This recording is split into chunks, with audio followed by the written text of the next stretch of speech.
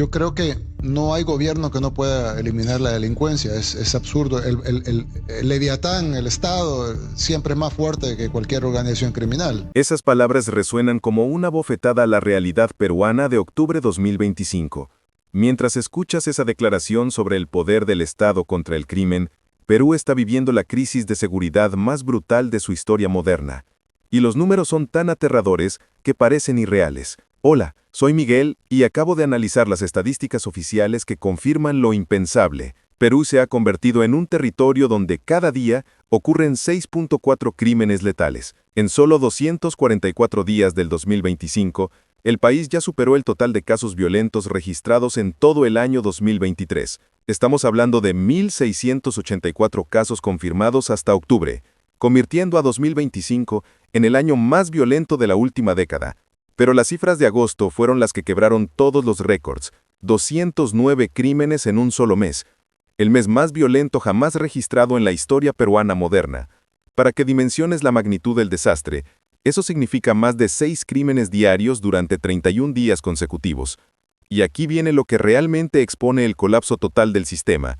67 de esas víctimas fueron niños y adolescentes, la cifra más alta de menores afectados desde 2017. En Lima, epicentro de la violencia, se concentran 550 casos de los 1.684 totales, representando más del 36% de toda la violencia nacional. Las extorsiones han alcanzado niveles industriales, más de 20.000 denuncias en lo que va del año. Esto significa una extorsión reportada cada 19 minutos las 24 horas del día. Los sicarios cobran entre 2.000 y 3.000 soles por eliminar objetivos, convirtiendo la violencia en un negocio tan común como cualquier servicio comercial. La situación ha llegado a un extremo, pero las autoridades se hacen de la vista gorda. Las denuncias que lleguen a los celulares de estos extorsionadores, a la ciudadanía en general, no abran esas llamadas. El impacto económico de la criminalidad alcanza los 5.000 millones de dólares anuales, equivalente al 1.7% del PIB nacional. Empresas cierran, inversionistas huyen y el país se derrumba económicamente. Pero lo más revelador es la respuesta ciudadana. Según encuestas de Ipsos, el 62% de peruanos prefiere un Estado con mano súper dura para combatir el crimen, aún a riesgo de que algunos inocentes sean afectados. El 86% se siente completamente inseguro en su propia ciudad. Los analistas describen esto como desesperación pura de una población que ya no soporta más. Durante 2025 hemos visto protestas masivas de transportistas, comerciantes e incluso barberos exigiendo seguridad. 180 conductores de autobuses han perdido la vida por negarse a pagar extorsiones. Las mafias controlan territorios completos, mientras el Estado observa en silencio. Cuando comparas estos números con El Salvador antes de Bukele, encuentras similitudes aterradoras. La diferencia es que El Salvador tenía un líder dispuesto a enfrentar el problema de raíz. Pero, ¿quién es responsable de este desastre sin precedentes? Cuando vos veas un gobernante que no puede exterminar al crimen organizado, es porque está frente a un gobernante que muy probablemente sea cómplice del crimen organizado. Para entender cómo Perú llegó al nivel de caos más brutal de su historia, necesitamos analizar el desastre que fue la presidencia de Dina Boluarte. Durante 33 meses de gestión, esta abogada de 63 años convirtió a Perú en el territorio más peligroso de Sudamérica, mientras se preocupaba más por sus relojes Rolex que por las familias peruanas. Boluarte asumió la presidencia en diciembre de 2022 con una promesa: gobernaré hasta 2026 y acabaré con la violencia. La realidad fue completamente opuesta. Durante su mandato, se registraron 4.463 crímenes confirmados, convirtiendo a 2025 en el año más violento de la historia peruana moderna. Su respuesta: declarar estados de emergencia que nunca funcionaron. Pero mientras Perú caía al abismo, Boluarte tenía otras prioridades. El escándalo Rolex Gate reveló que la presidenta lucía relojes Rolex valorados en decenas de miles de dólares que nunca declaró en su patrimonio. Cuando la fiscalía allanó su residencia, encontraron joyas y objetos de lujo que una funcionaria pública jamás podría costear con su salario. Y aquí viene lo más escandaloso. Mientras los peruanos sufrían una extorsión cada 19 minutos, Boluarte desapareció del cargo para someterse a cirugías estéticas sin informar al Congreso, rompiendo la Constitución. La Fiscalía le investigó por abandono del cargo, después de que se confirmara que modificó su nariz durante horario laboral presidencial. El contraste con Bukele es devastador. Cuando El Salvador tenía cifras similares a las actuales de Perú, Bukele actuó inmediatamente. En 2019, implementó el Plan Control Territorial y capturó 89.000 criminales. En 2022, declaró el régimen de excepción y desmanteló 10 de las 15 cúpulas criminales principales. ¿El resultado? De 103 crímenes por cada 100.000 habitantes en 2015 a 1.9 casos en 2024. Boluarte hizo lo contrario. Durante 33 meses las extorsiones crecieron 500% en 5 años, los sicarios cobraban entre 2.000 y 3.000 soles por eliminar objetivos y 180 conductores de autobuses perdieron la vida. Su respuesta, más estados de emergencia inútiles y declaraciones vacías. El colapso final llegó con el atentado contra la Orquesta Aguamarina en el Círculo Militar de Chorrillos, un espacio supuestamente seguro donde estalló una bomba en pleno concierto. Los peruanos dijeron, basta, cuando ni los espacios militares estaban protegidos del crimen organizado.